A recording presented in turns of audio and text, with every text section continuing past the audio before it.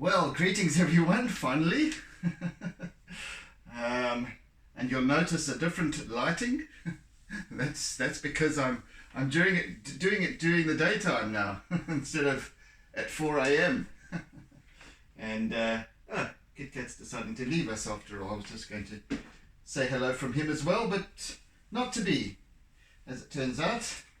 Righty-ho then. So yesterday, unfortunately, I couldn't record my final session on this piece, because I didn't have any electricity. Well, there was none in the neighborhood, and I don't know to what extent it was, but from midnight until about mid-morning, there was no electricity, so that put paid to that. So I thought, okay, well, I'll finish it today. And let me have at it then and get this piece dusted. Right, so just to kind of regroup from where I was on Thursday, I am now putting all the final line work in, and as I've been mentioning all along, for me, especially with this, using this kind of medium, the line work is to me paramount. The line work is the topography of the piece. It brings definition and form. It wouldn't do so obviously with painting, with acrylic painting, oil painting, etc. Might not, but in this sense, where it's more illustrative, it's drawing more than painting, and even where I use paint, which I'm going to be doing today, I'm going to be using a little bit of acrylic to finish off with, and even then I'm not really painting as such. I use it to create spray and the odd highlight, extreme highlight here and there. So line becomes much more important. The line indicates flow of this wave, of the surfaces, of the surge, of the swells of the water, and so on and so on, movement. So yes,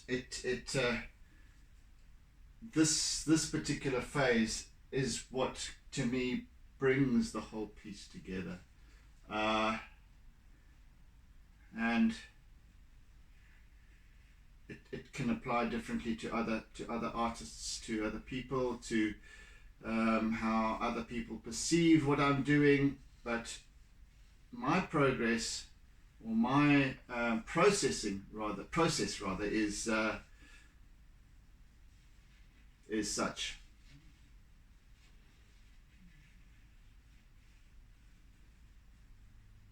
So I'm kind of working with this line to create the shape of the wave. As I said, form, so it's about shape, and also not only the shape, but the directional flow of the water that's being sucked in to build the wave, and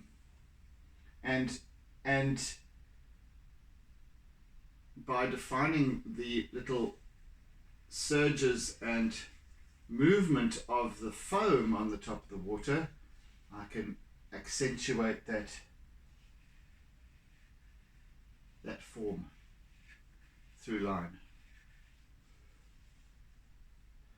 So we've got this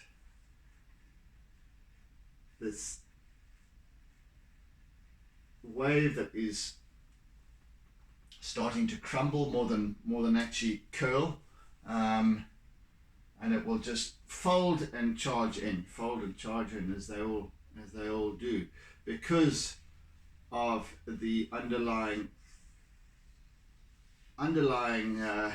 rocks and what have you. The seabed underneath here is very shallow, so it doesn't allow enough of the turbulence under the water to build and create that perfect waveform. So just it just comes hurtling in and expends itself on the rocks here and thrashes about.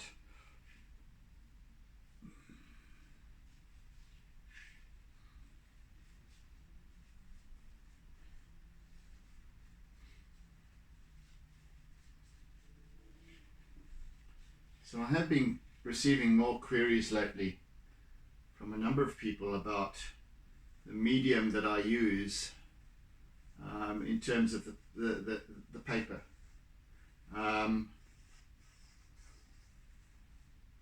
Way back in the beginning, I had been partial to choosing paper that was more specific to charcoal drawing, because that's where I started out really. I was purely working with charcoals with a little bit of color introduced along the way, and I gravitated towards this particular paper, and it's a grey. Oh, like I've got a little scrappy piece here that I can show you up close. You can see it's grey, right? Go figure. But it's quite thick, you see, and so it not only, it's called Daham. It's called Daham, but it's a in the industry known as a chipboard for whatever reason. And it is a thick card. I don't know quite what its uses would be. I must actually inquire, but I would say, you know, for backing boards and so on, mostly it's just got this wonderful application here where it picks up charcoal and pastel so very well. To me, better than any other medium that I've used, but hey, each to their own. I also enjoy the fact that it's a mid-tone, so that you can use white without having to use the base color of your paper white as your highlight. So it accepts white very, very well as well, and also because of its thickness, it's a 390 grams per square meter, 600 micron, whatever. But it's of a thickness such that you can apply a certain amount of paint to it without it becoming saturated and buckling permanently. So it does, and you'll see when the amount of paint that I use towards the end, that it will buckle very slightly, and then it would, once the paint dries, it then subsides again. So it's wonderful in that sense. So I can use a mixed media scenario here, which I particularly enjoy for expressing these pieces.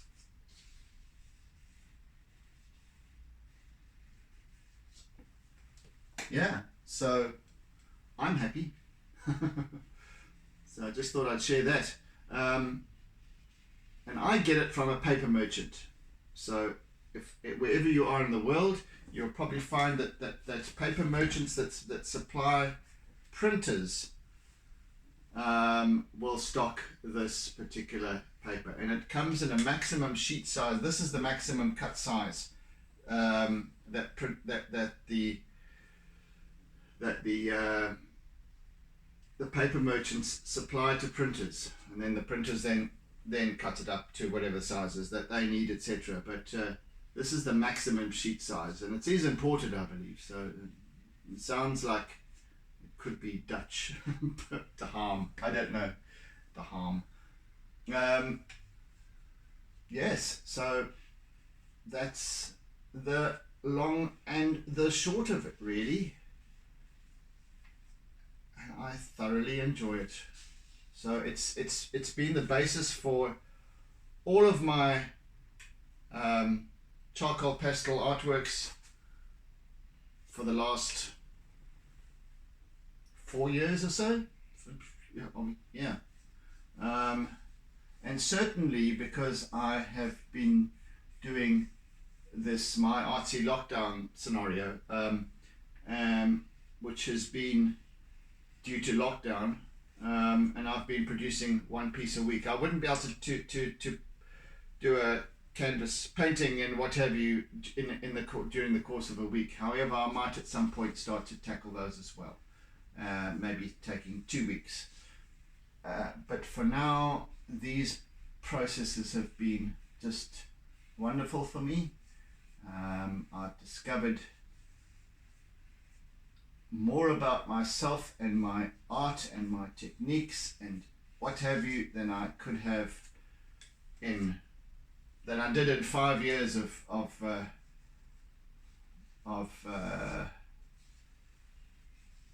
since I started using this medium. Right. So we're just busy doodling as I'm talking here, and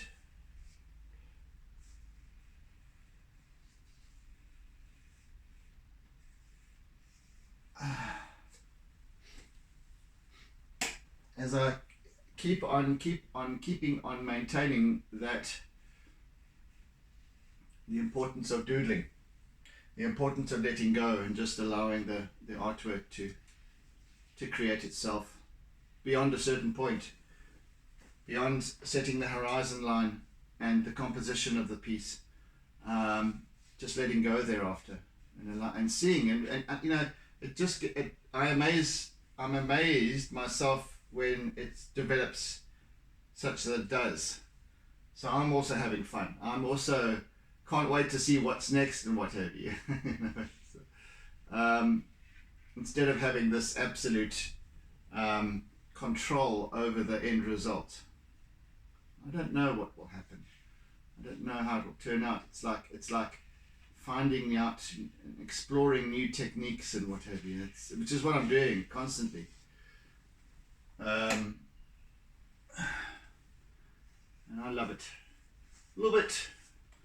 Anyway, what I think I'm going to do actually is I'm going to start introducing some paint, some acrylic paint now, so that as it dries I can then work over it a little bit more with my Conte and pastel. And incidentally, I refer to my pastels as usually as chalk pastel, but they also are known as soft pastel. Same. I do not like oil pastels. Thank you very much. Thank you very much. I have my reasons. I just don't like the way they're messy. Yeah, it's again, others really enjoy oil pastels. I just don't. And so that's the choice of being an artist, and you have your preferences. Just like I prefer acrylics to oils when painting. It's just a personal preference. Right, I'm using my good old, probably this paintbrush is as old as me, I don't know. And I use this good old paintbrush because it's stuffed, really. I mean, it's you couldn't paint very well with it, but it works well because it's old. It's got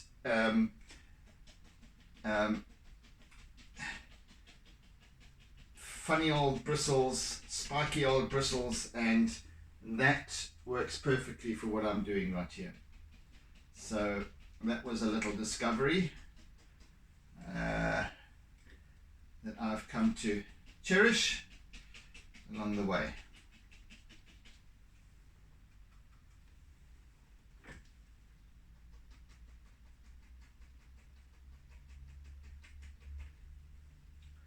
So a goodly portion of this time will be spent now working with my acrylic paint. And what happens actually with, you might not see it quite yet, but what happens with, especially when it's been framed and where it's sitting there in situation in a room, catching the light, then the texture of the paint not only is whiter than the pastel, but the texture of the paint actually casts shadow depending on the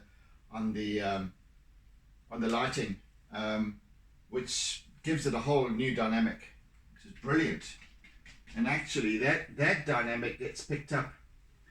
I can pick that up in prints. So when I photograph this image, I can light it such that even though it doesn't pick up the subtle nuances of the hues and so on, it does pick up the texture of the paint, which is wonderful. So it actually brings a whole different dynamic to the print side of things as well. Anyway,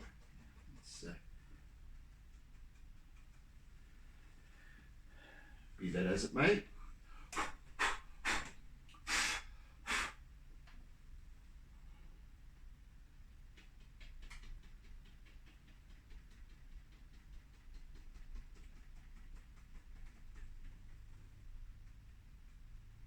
And I've got the slightly bigger brother.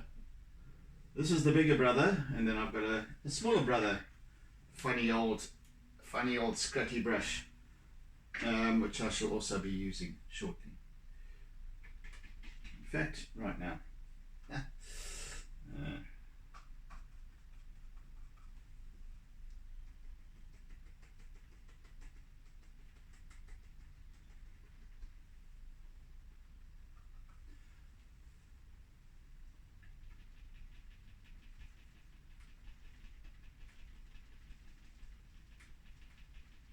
What I particularly enjoy, in fact, about this relationship between the pastel, the charcoal, and now the acrylics, is that when I apply it, it doesn't always take immediately. So it takes erratically. And that, for me, is ideal. I don't want this solid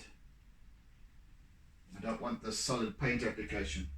So yeah, it's a wonderful relationship between the three, well, four, including the contact crayon, the four mediums that I use.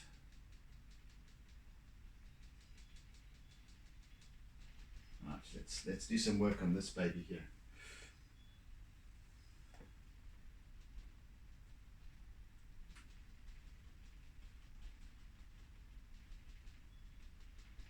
That's actually going to need a little bit of, it's going to need a little bit of spray, toothbrush application, not taking.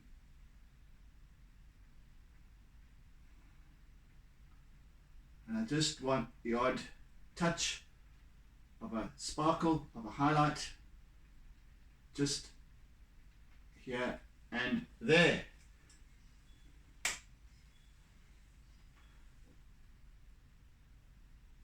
In fact, I'm going to go back to my original. Let's put that in the water jar.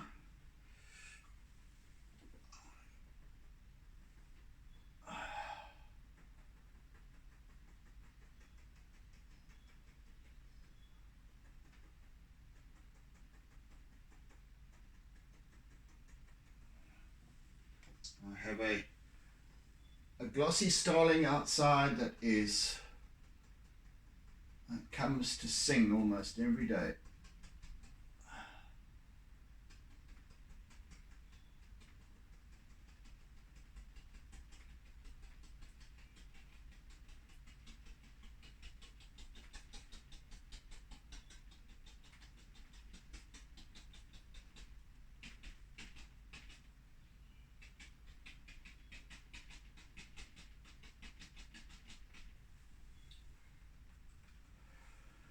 Right, let's continue over here.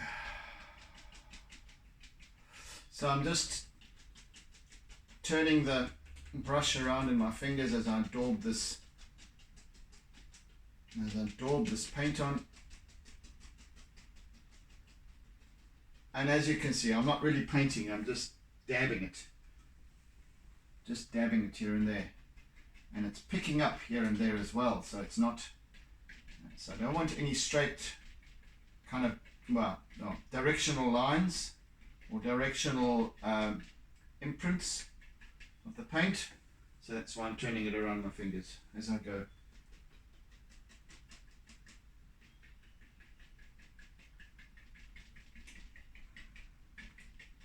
I do want it to just pick up lovely. It's such a nice, because it brings that whiteness as opposed to the,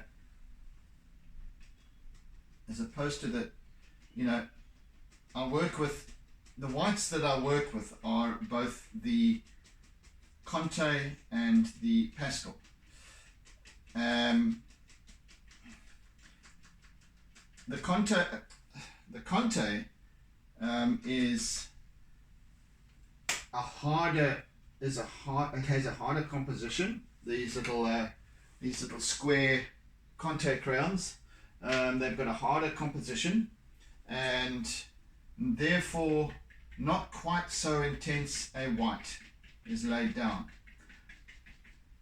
The pastel, being soft pastel, being chalk pastel, it goes down a lot easier and therefore has a more intense white. But it's nowhere near as intense as the acrylic. So where we have, I use my acrylic paint very sparingly because I don't want to have this complete whiteout scenario. I want that constant contrast between the white of the three different intensities of white. So it's just that little sparkle that I'm looking for, more than the creating the purely white foreground. It's not about that, because I'm wanting the underlying layers of charcoal. You can see the charcoal coming through, and then the bluish pastel on top of that, and then the white pastel on top of that, and the Conte and the line work, and then on top of that all is this acrylic. And I'm going to be coming back as well with my chalk pastel as well afterwards. I want this to, let me actually start tackling that right now. I want this to dry sufficiently so that I can work over it with my pastel.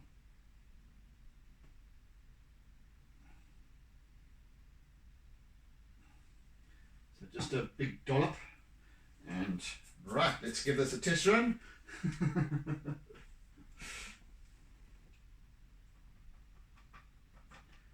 And I want to get that little thing to use as a guard. Right, let's see how this goes. Let's just do it down here to begin with, and then we can see it from, yep, that's it. That's the way the cookie crumbles. So I'm just getting a nice, not a uniform spray, but just a nice splatter. Quite a fine splatter at that.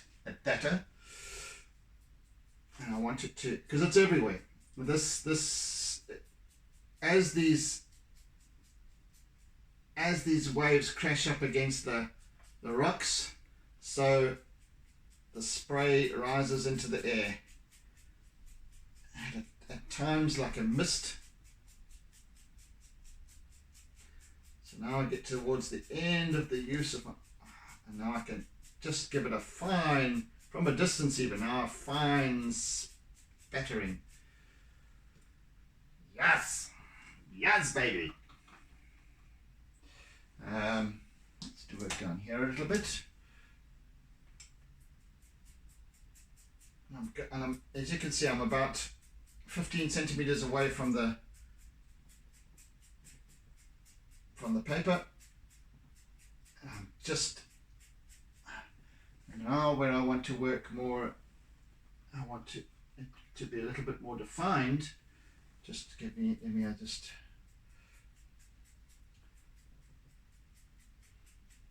certain spots. I need to get close up, so let's do that.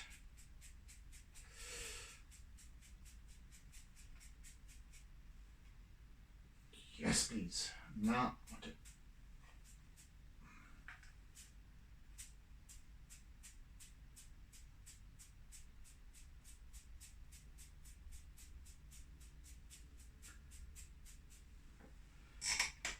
That's perfect. That's lovely. It's actually looking really nice. Very happy with this. How this is working out. Here.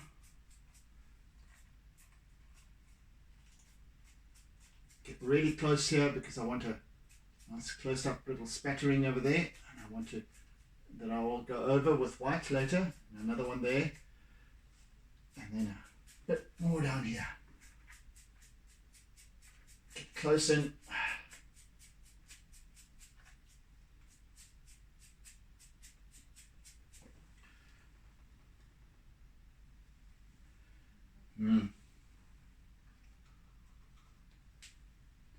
Now I want to do a nice kind of broad splatter over here. Bah! Bah! Bah! Ah! Ah! Ah! There we go. There we go, baby. Yes, that's what I want. Oh, yeah. Ah. That's the one. So it just now starts to pull up the roiling action of this piece.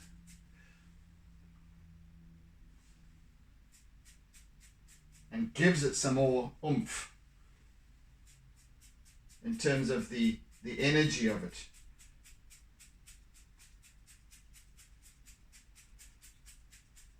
Just get some nice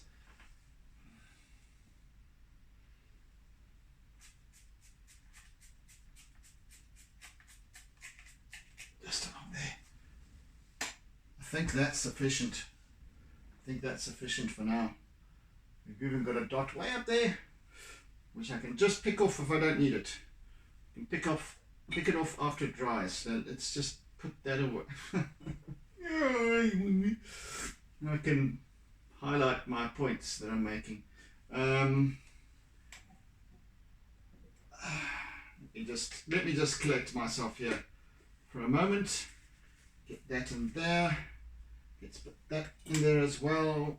And to get that, let's just use my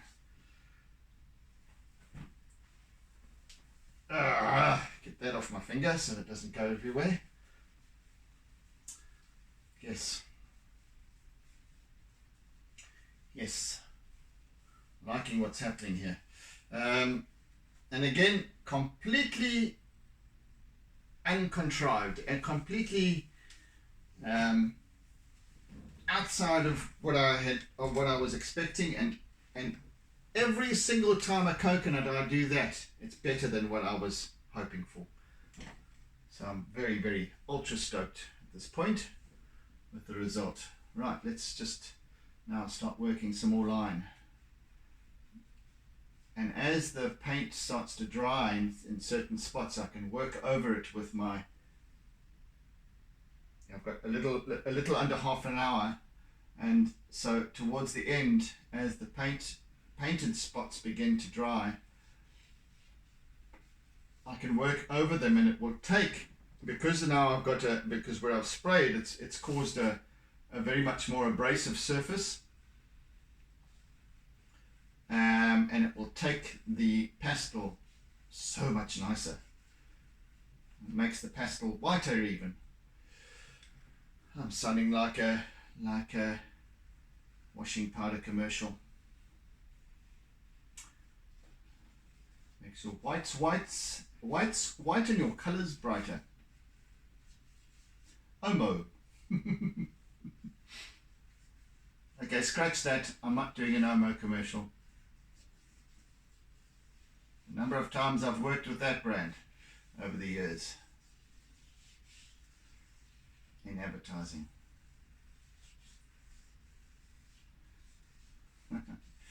Omo, Surf, Skip, all of those brands I've worked with over long years, working with Unilever, well, doing work for Unilever, design work and so on.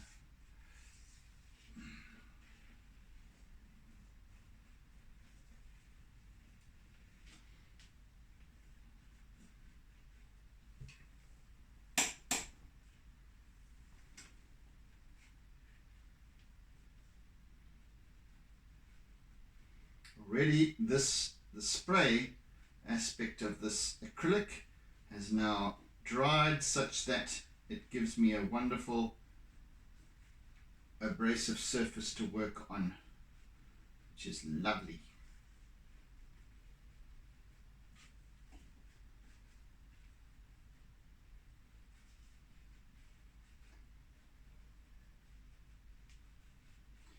And this being my secondary focal point, I need to give it some special attention when it comes to the line work and so on. It's like there's a spider web of foam over all of this surface as the water sort of kind of merges with the blends with the top of the rock and just flows over it sinuously.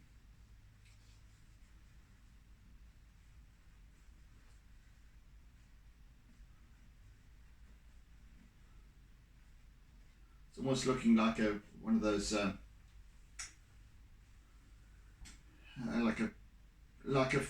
big wonderful porterhouse steak.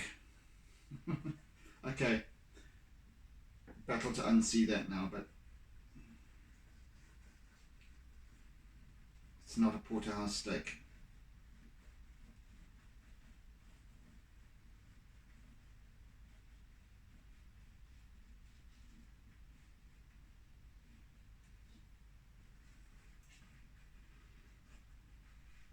It's taking so nicely now.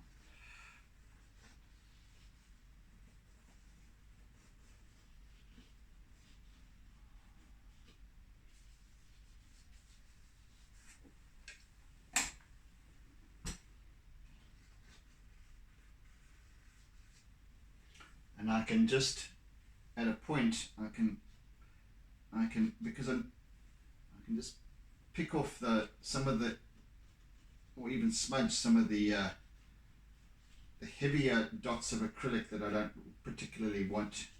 Others I'll just leave for effect.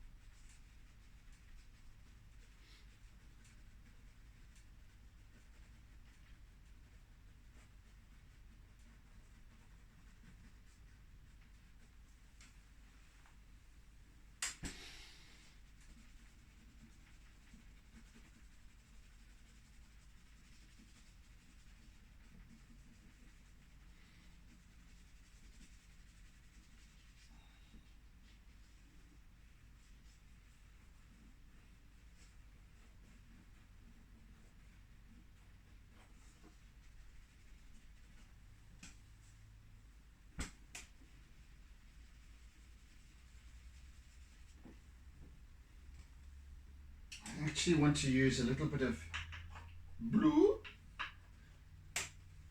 as well in here, just underneath, just hither and thither, very lightly, just a little bit of blue. Just gives that little touch of now form and also depth, shadow. So it's not all about the white.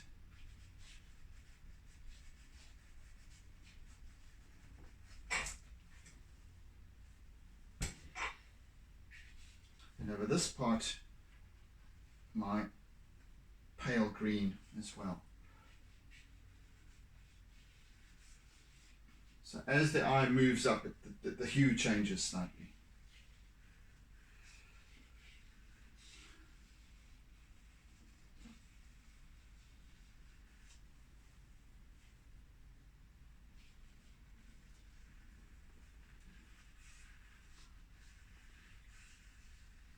Again, just line, just picking it up.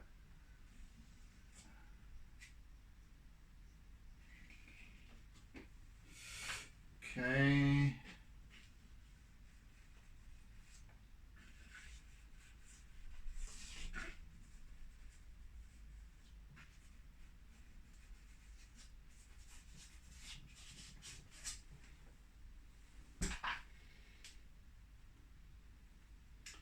Take this wrapper off completely, the last of it.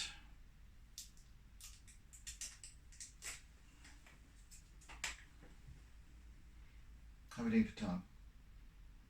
I get 20 minutes left, 25 minutes left, something around there.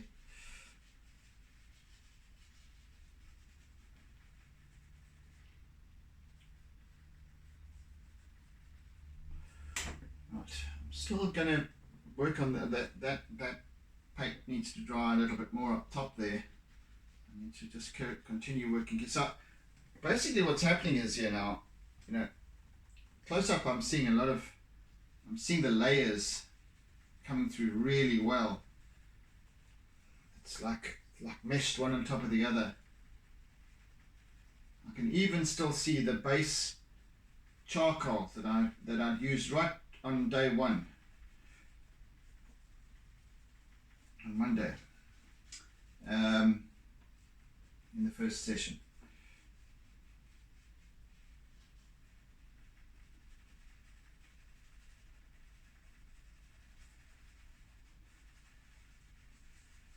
And that's exactly what I need for this foamy portion, because there's even though it's foam, it's white, but it's also air bubbles, and through that and it's bouncing up and down all around the place, and then you see little patches of dark where it's through to the underlying water and rocks and what have you. So it's this dance of energy of foam, of water and what have you, that is this piece, that is this artwork.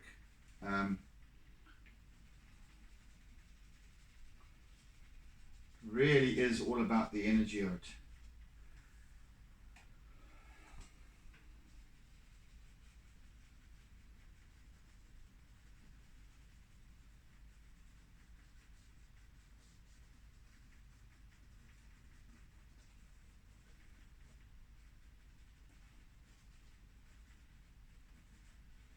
And again, I'm just using line in little hard squiggles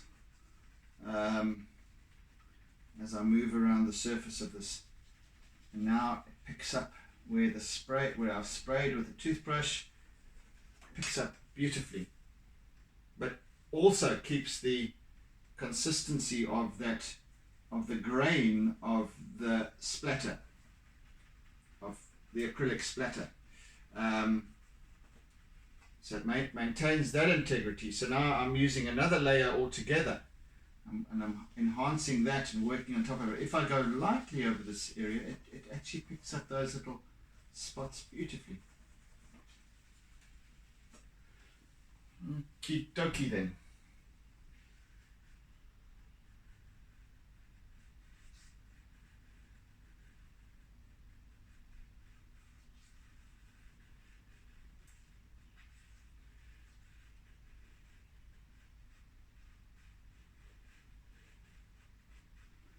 And again, the water isn't flowing smoothly across the surface at all, although it is, but it also is, it's moving in all different directions as it moves over the rock.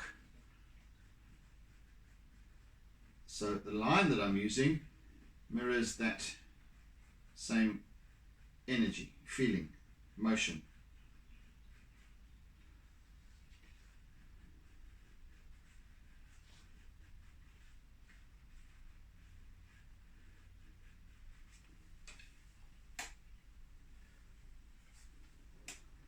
And as I've maintained all throughout these sessions, to me, it's not so much about technique.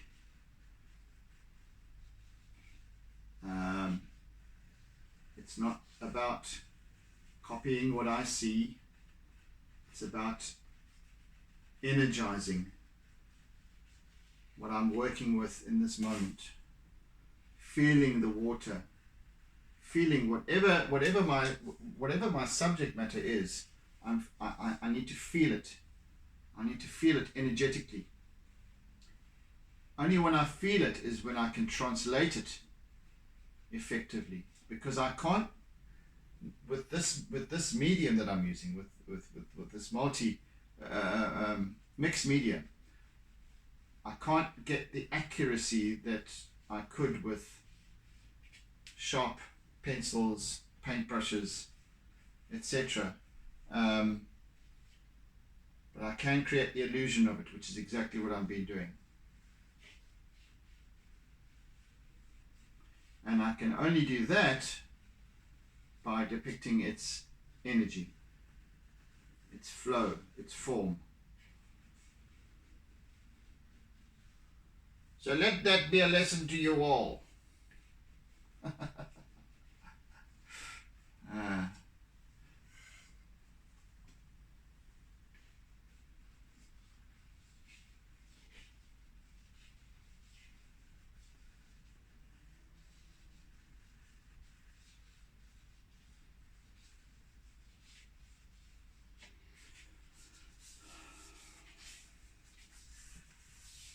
Right, it's time for some eraser.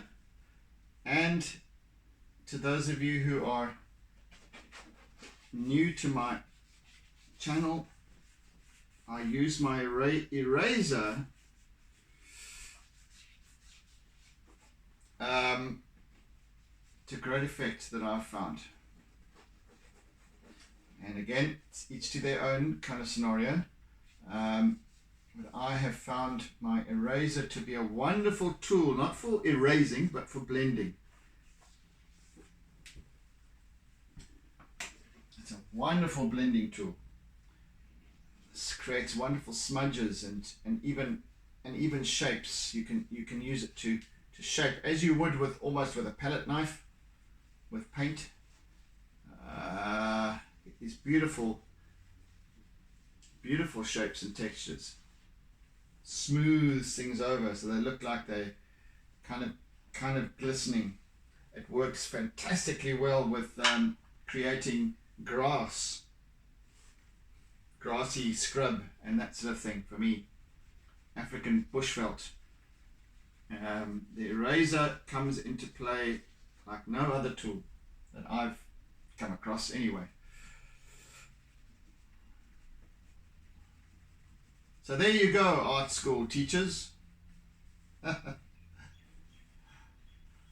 can and I will use my eraser. I can and I will use a T-square if I choose to. Yep. Art is a free-for-all. There's no judging in art. Nobody can afford to judge. Nobody can afford to say what's right, what's wrong.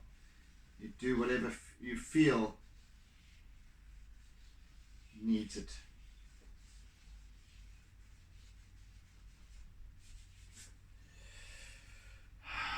Right, let me start.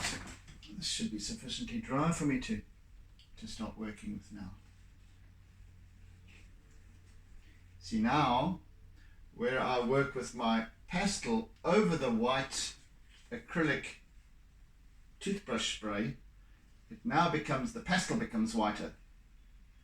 Actually more white than the acrylic, because it picks up very well, you see.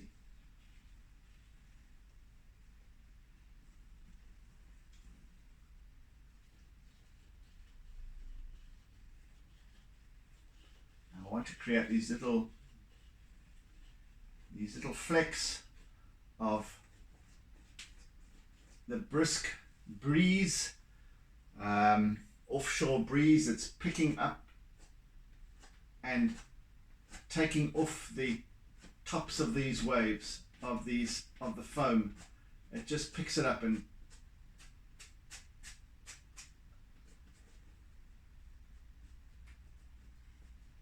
I just need to highlight that a little bit.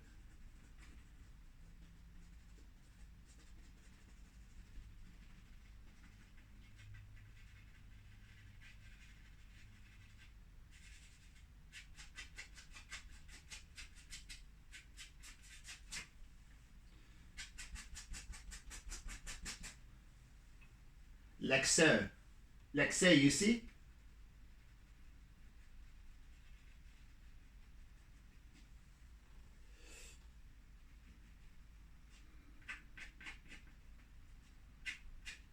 And I can just create a little nib of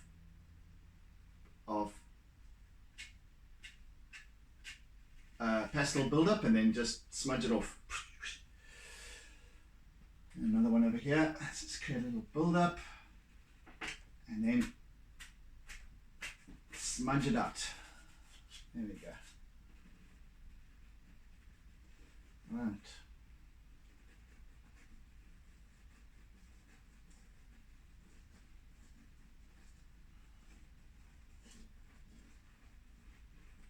So this is broken.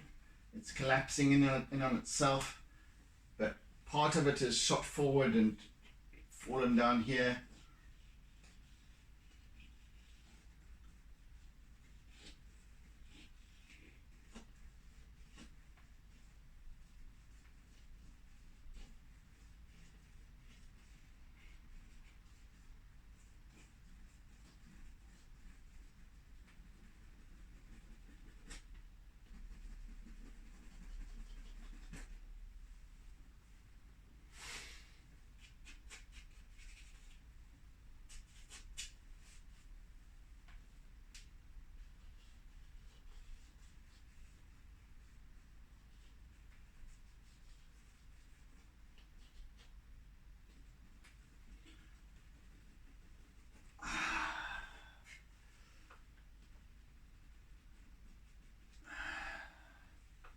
Yes, this is what I need.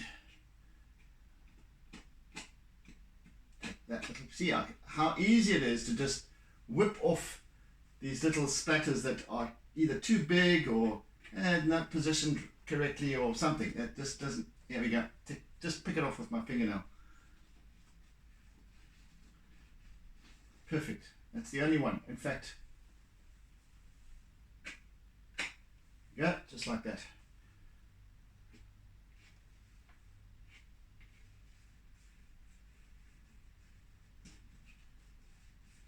Right, I do. How are we doing? Oh, we've only got, I was incorrect in my time. We've only got, less than 10 minutes. Righty-ho then. Okay, that's fine. All good, all good. Because I actually want to create some sky patterns up here, and for that I need to move just readjust here. I want to some cloud patterns rather. Let's move that down there, and then this whole piece I can move. Goodness me, my t-shirt is coming up. Move this whole piece down so I can work with it here. Right.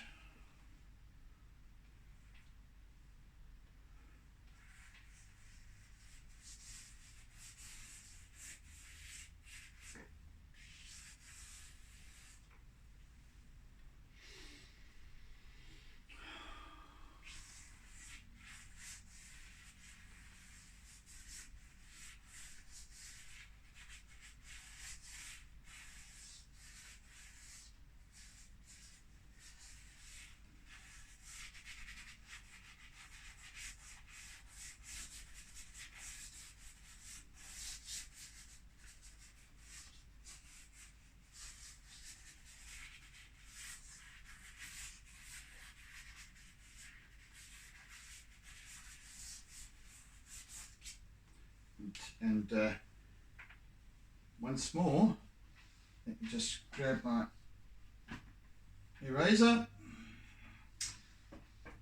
and you'll see how it blends so fabulously.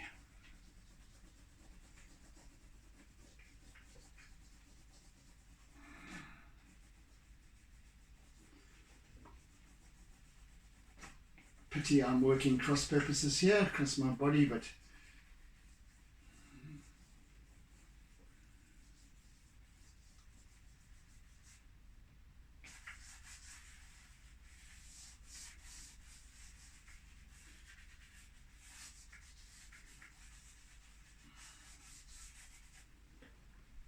let's get that back again. Yeah, about 5 minutes left. Fantastic.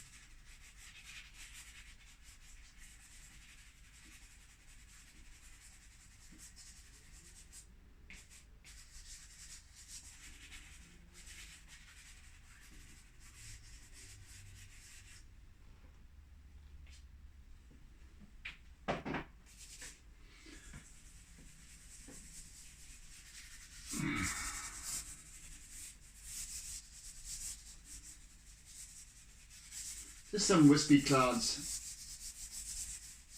fairly indistinct.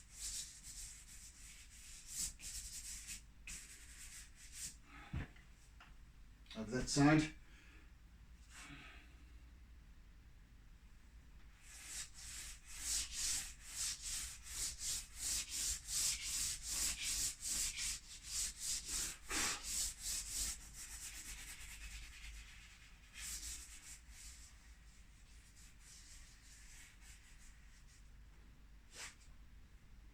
Might go a minute or two over time. And I don't hear anybody complaining.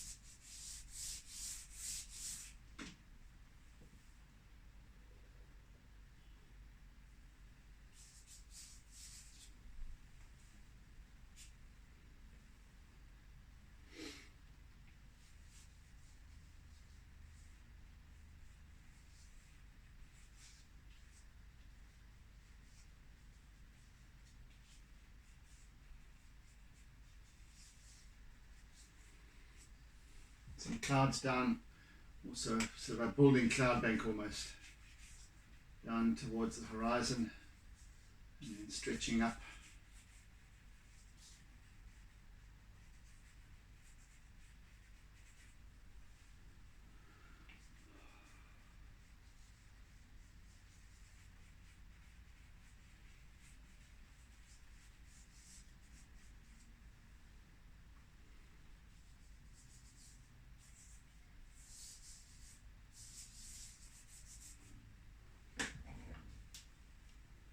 And there, I reckon, we almost have it. Let me just put some more.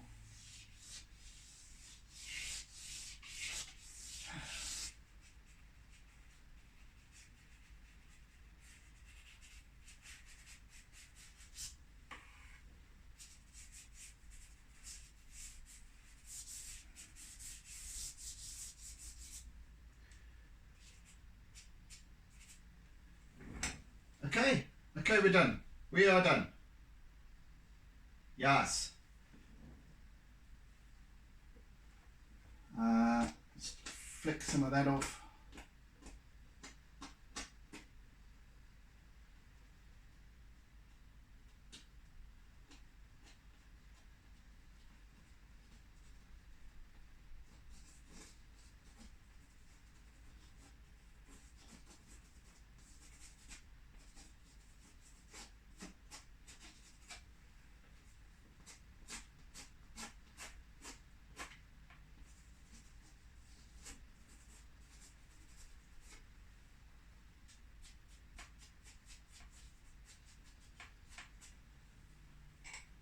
We're done.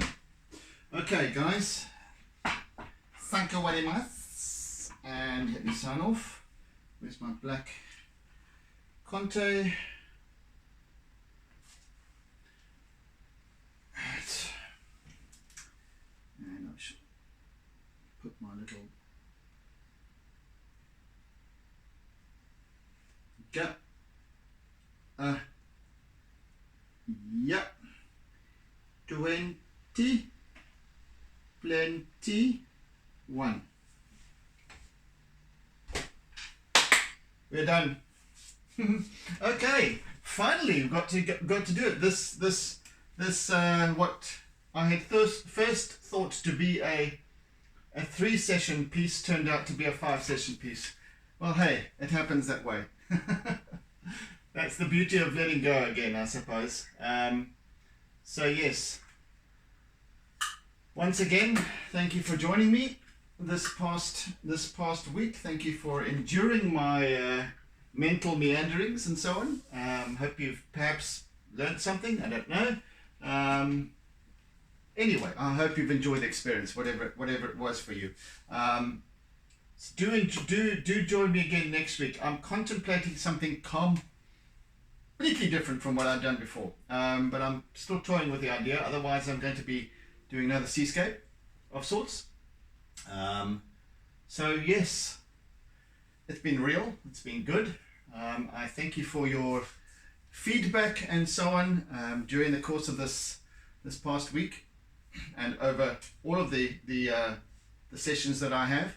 I always appreciate it. I always enjoy engaging with you. I enjoy your I thank you for your compliments, etc., and I also thank you for your questions. It's always nice to be able to share ideas in terms of what I'm doing and how I'm doing it, so please always feel free to ask in that respect.